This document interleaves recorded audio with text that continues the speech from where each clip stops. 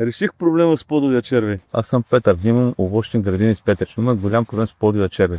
Той се появява още когато дръвчетата цептат и снася яйца. След това подяжда още младите пустилки. Най-лошото е, че последното поколение призумува и е готово за размножаване напрот. Случайно открих продуктите Organic Invest биозащита. Мой приятел ми каза: вземи и пробвай. Видиш ли вечерна светлина нещо да лети около дръвчета ти, време е да се поръчаш. Поръчах аз 50 кутийки, обаче бях много скептичен. Не вярвах, но си казах: то какво ли не пробвах, дай и това. 100% екологично било, 100% биологично безвредно било дори. Не ми се вярва много. Не слушах тогава, само се молех да проработя. Ето това нещо, хора.